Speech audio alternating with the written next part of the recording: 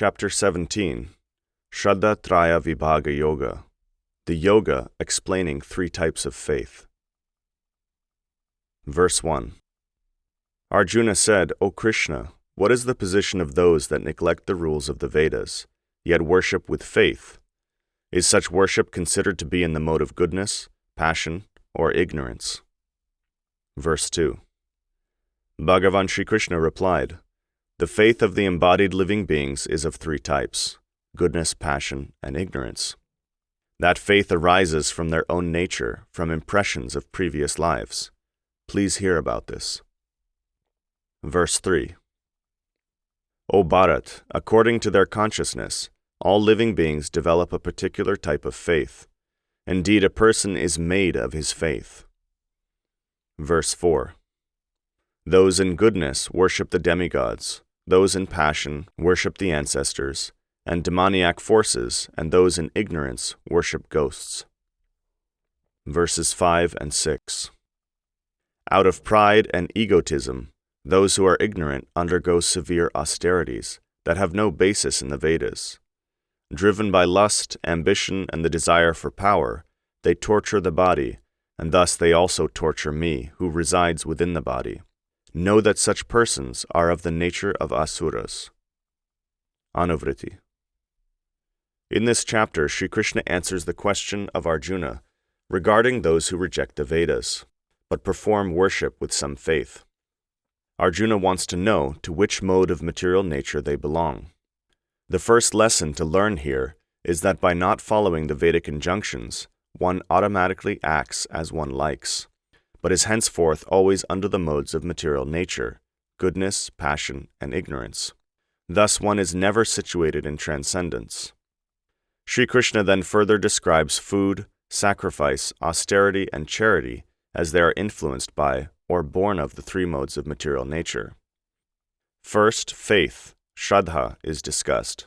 Sri Kṛṣṇa tells Arjuna that Śraddhā arises in this life due to one's own nature, and from impressions in the mind from previous lives. All activities in life depend on faith to one degree or another.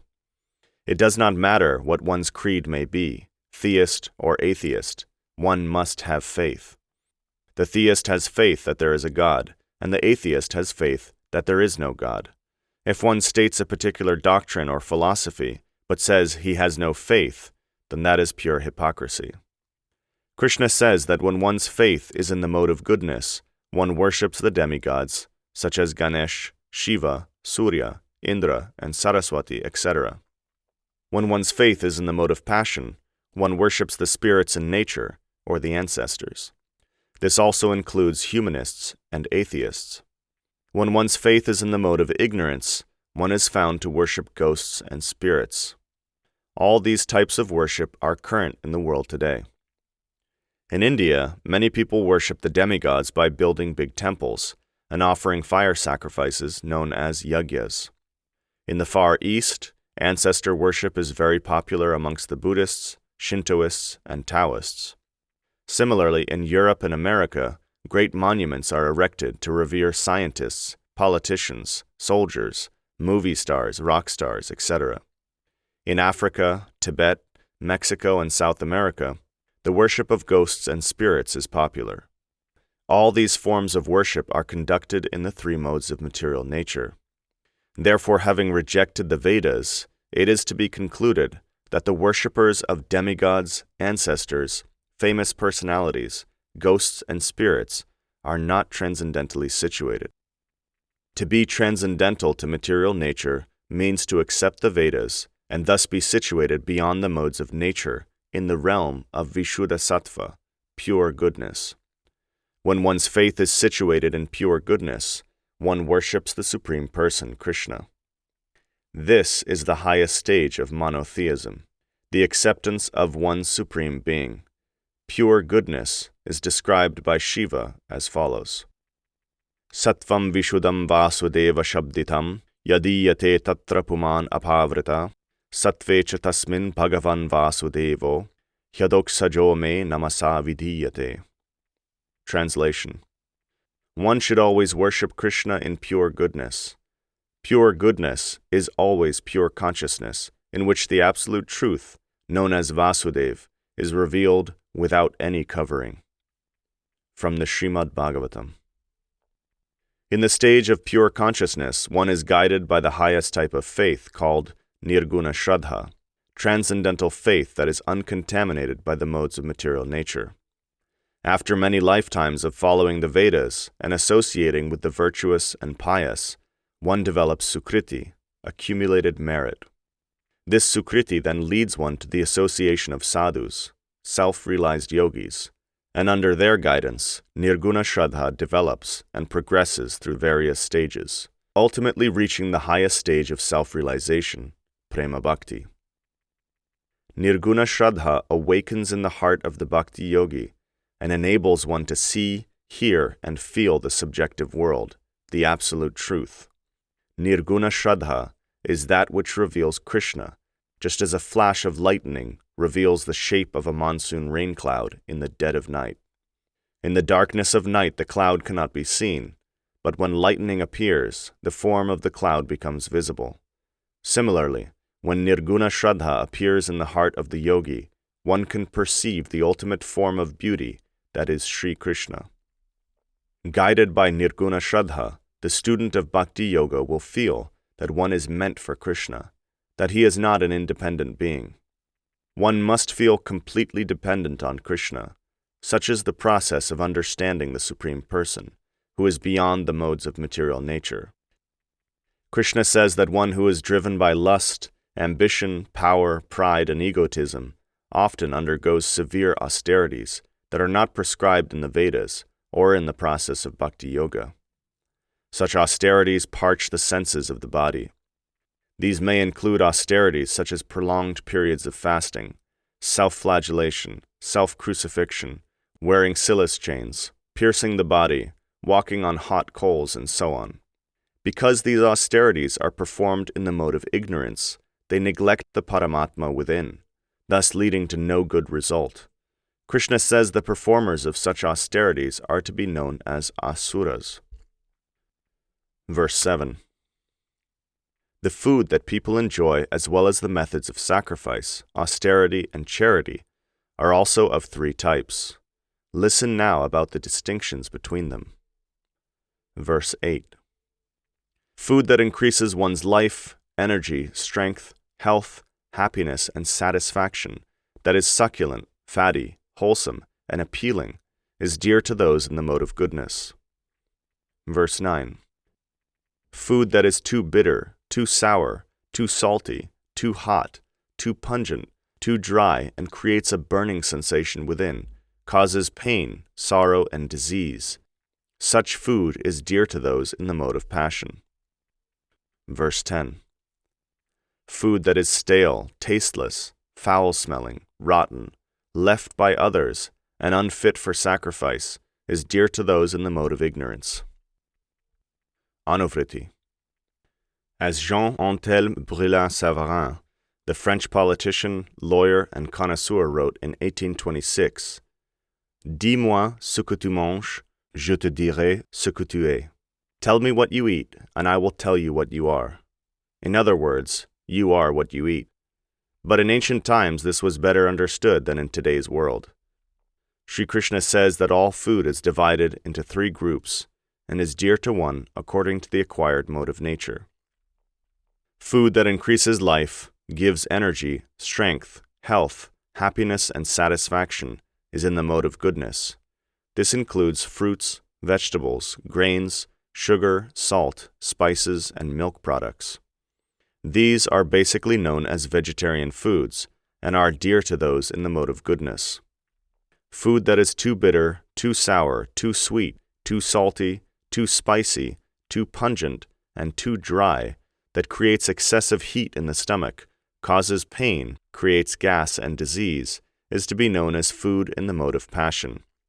Such food may be vegetarian, but it is usually over-salted and over-spiced. Too much salt and spice creates mucus in the body and leads to such diseases as high blood pressure, heart failure, diabetes, and cancer. Such food should be avoided. Kṛṣṇa says that food that is stale, tasteless, foul-smelling, rotten, left behind by others, or unfit for sacrifice, is food in the mode of ignorance. Food left behind by others means the scraps left behind on someone's plate, that in Western countries are usually fed to dogs and cats. Food not fit for sacrifice means that food contaminated by an animal, or that has come in contact with something filthy and impure. Food in the mode of ignorance may include some vegetarian food that has become contaminated. Food in the mode of ignorance generally pertains to all varieties of non-vegetarian foodstuff, such as meat, fish, and eggs. These include beef, mutton, goat, pig, chicken, venison, turkey, duck, turtle, prawn, crab, frog, insect, snake, clam, oyster, shark, whale, caviar, horse, and dog, just to name a few. Absurd as it may sound to the student of Bhakti Yoga, all the food mentioned above is very popular in various parts of the world. Such food is to be avoided by all classes of yogis, as well as by progressive human beings in general. All types of yogis prefer food in the mode of goodness, but the Bhakti yogis prefer to eat only the remnants of food in the mode of goodness that has first been offered to Sri Kṛṣṇa with love and devotion. Yo me bhaktya prayachati. Such remnants are called prasadam, or mahaprasadam. Even eating food in the mode of goodness carries a karmic reaction if it is not first offered to Kṛṣṇa.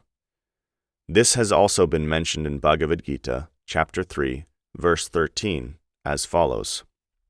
Yagya shishtashina santo muchyante sarvakilbishai bunjate te tvagam papa ye pachantyatma karanat. Translation. Saintly persons are liberated from all types of impiety by accepting the remnants of foodstuffs offered in sacrifice to Kṛṣṇa. However, those who only cook for themselves perpetuate their own bondage. Food that is to be offered to Kṛṣṇa must be prepared with love and devotion, and in a kitchen that is clean and where domestic pets such as cats and dogs do not enter. Everyone loves their pets. Indeed, Sri Kṛṣṇa himself loves his 2 pet dogs, Vyagra and Brahmaraka, as well as other animals. However, pets should not be allowed in the kitchen where offerings are prepared. The student of Bhakti Yoga should not be a fanatic, but should practice moderation in all things. However, the yogi should be diligent to avoid food in the modes of passion and ignorance. Verse 11. Sacrifices that are resolutely performed according to Vedic injunctions by those who have no desire for any personal gain are said to be in the mode of goodness. Verse 12. However, O best of the Bharat dynasty, those sacrifices that are performed out of pride and with selfish intent should be considered to be in the mode of passion. Verse 13. That sacrifice which disregards Vedic rules, where no food is given in charity, which is without the chanting of proper mantras, and without charity to the brahmanas, such a sacrifice is faithless and in the mode of ignorance. Anuvrtti. For every age, the Vedic literature recommends a particular sacrifice for those desiring self-realization. It should be noted that those sacrifices are never in the category of blood sacrifice. In other words, those seeking self-realization never perform animal or human sacrifice. Both animal and human sacrifice have been practiced in many parts of the world since ancient times, but at no time in history have there been animal or human sacrifices performed by those seeking self-realization in Bhakti Yoga. In today's world, some religious sects sacrifice animals before eating them. Similar rituals are performed in other sects wherein a symbolic representation of the blood and body of a saint are eaten. However, one should know that all such barbaric activities are completely absent in the practice of Bhakti Yoga. In the modern age, the Vedic literature gives recommendation for only one sacrifice, and that is Krishna Sankirtana, in which one chants the Mahamantra, preceded by the Panchatattva mantra. Jaya Shri Krishna Chaitanya, Prabhu Nityananda, Jayadvaita Gadadhara, Shivasadi Gaura Bhaktavrinda, Hare Krishna, Krishna Krishna, Hare Hare, Hare Rama, Rama Rama, Hare Hare. The chanting of the Panchatattva mantra is to precede the Mahamantra and frees the chanter from any previous offenses that may have been committed knowingly or unknowingly. When the performance of Krishna Sankirtana is done alongside the distribution of Krishna Mahaprasadam, it is considered perfect and complete. In the age of Kali Yuga, no other sacrifice is necessary. Verse 14. Proper physical austerity consists of worshipping the Supreme, the Brahmanas, the spiritual master, and the wise, as well as purity, sincerity, celibacy, and non-violence. Verse 15. Truthful speech that does not disturb others, which is pleasing and beneficial, as well as the recitation of the Vedas, this is known as verbal austerity. Verse 16. Mental austerity is said to be peace of mind, gentleness, silence, self-control, and purity of heart. Verse 17. When these three types of austerity are taken up with strong faith by one who is strict and who is without selfish motivation, they are said to be in the mode of goodness. Verse 18. Austerities that are performed with pride in order to achieve prestige, name, and fame are said to be in the mode of passion. The results of such austerities are unstable and temporary. Verse 19. Austerities performed out of foolishness that inflict pain on oneself and others are said to be in the mode of ignorance. Anuvrtti. Austerity is called tapasya, or the undertaking of some measure of practice that diminishes material activities and promotes a conscious awareness of the absolute truth. These austerities are described in verses 14, 15, and 16. Physical austerities are described as maintaining purity, cleanliness, sincerity, celibacy, and non-violence. Celibacy means not to engage in acts of illicit sex, or sex outside of marriage. Physical austerity also includes the worship of the Supreme Person, and honoring the Guru and saintly persons. Austerities that are performed out of pride and for the purpose of prestige, name, and fame are to be rejected. This may also include fasting for political, social, or economic advantages. Austerities performed out of foolishness that cause pain and suffering should also be rejected. All such austerities are thus abandoned because they are performed in the modes of passion and ignorance, the results of which are temporary and do not promote self-realization. Speaking truthfully, but not in such a way as to offend others, is known as verbal austerity. The saying is, "The truth hurts," but this does not apply to Bhagavad-gītā. The truth should be presented in such a way that it is attractive and pleasing to hear. Satyam brūyat priyam brūyana, brūyat satyam apriyam, priyam chanandritam brūyad, esha dharma sanatanaha. Translation. One should only speak the truth, and one's speech should be pleasing. One should not speak any truth that offends, and one should not speak any lie, even if it is pleasing. Such is eternal dharma. From the Manu Samhita. Sri Kṛṣna is the friend and well-wisher of all living beings, and his message should be presented in that way. Bhagavad-gītā does not condemn, it simply points to that which should be done, and that which should not be done. Verse 20. Charity that is given without any expectation of reward, at a proper place, at an auspicious time, to a qualified recipient, with the mentality that it should be given, is in the mode of goodness. Verse 21. However, charity that is given reluctantly, with the expectation of return, and with a selfish desire for results, is in the mode of passion. Verse 22.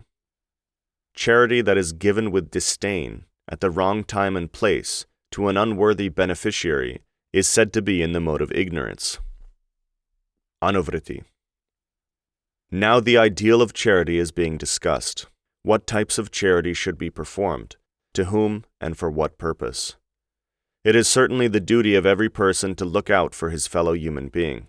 As such, no one should go hungry in this world, be without clothing, proper shelter, education, or sufficient medical care. That is the ideal for human society. But our present reality is quite different. There are shortages of food, inadequate clothing, shelter, education, and medical treatment in many places in the world, causing millions of human beings to suffer unnecessarily. This suffering, however, is not due to a lack of commodities, as much as it is due to mismanagement and hoarding. There are sufficient facilities to maintain everyone on this earth in a proper state of health and well-being, but the facilities are simply mismanaged. And more to blame than the mismanagement between the haves and the have-nots of this world is hoarding. There is enough wealth in the world to easily solve the problems facing humanity, particularly that of hunger. But that wealth is being hoarded by a very small minority of people. They have amassed so much that no individual could spend or use that much wealth within 1 or even a dozen lifetimes. Corporate giants receive millions of dollars in annual bonuses, while millions of children die each year due to malnutrition. Is this not shameful? Charity, like other things discussed in this chapter, is also in the different modes of nature, according to how it is given and whom it is given to. There is charity in goodness, passion, and ignorance, as stated by Sri Kṛṣṇa above. But ultimately, the highest charity is to give that which helps the human being bring an end to all material miseries, and even to death itself. Such charity is the distribution of the spiritual wealth found in Bhagavad-gītā. The root cause of all suffering in the world is a lack of understanding of who we are, where we have come from, and what the purpose of life is, and where we will go at the time of death. One who understands these things from the perspective of Bhagavad-gītā becomes full in knowledge, free from the illusion of the body as the self, and ultimately defeats death. This is the highest gift and greatest charity that one can give a fellow human being. Verse 23. The 3 words, Om Tat Sat, are described by the Vedas to represent the absolute truth. In ancient times, the Brahmanas, the Vedas, and the process of sacrifice were manifested from these 3 words. Verse 24. Thus, those that seek the Supreme always chant the syllable Om when they commence sacrifices, give in charity, perform austerities, and undertake other activities prescribed in the Vedas. Verse 25. By uttering the word Tat, those that aspire for liberation perform various types of sacrifices, austerities, and charity without the selfish desire to enjoy the results. Verse 26. The word Sat indicates the nature of the Absolute, as well as the sadhus that seek him. Therefore, O Partha, the word Sat is uttered during all virtuous activities. Verse 27. Steadiness in the performance of sacrifices, austerities, and charity is known as Sat. Any activity that is performed for the Supreme is known as Sat. Verse 28. O Partha, any sacrifice, austerity, charity, or activity that is performed without faith is known as Asat, false. Such activities bear no auspicious results in this world or the next. Anuvrtti. One who acts whimsically never achieves happiness or perfection in this life or the next. One should therefore perform all austerities, sacrifice, and acts of charity in the mode of goodness, as prescribed in Bhagavad-gītā, for passion and ignorance simply drag one down to the lower stages of consciousness. Herein it is stated that in ancient times, all acts and injunctions of the Vedas were accompanied with the words Om Tat Sat, indicating the absolute truth, the Supreme Person, Sri Kṛṣṇa.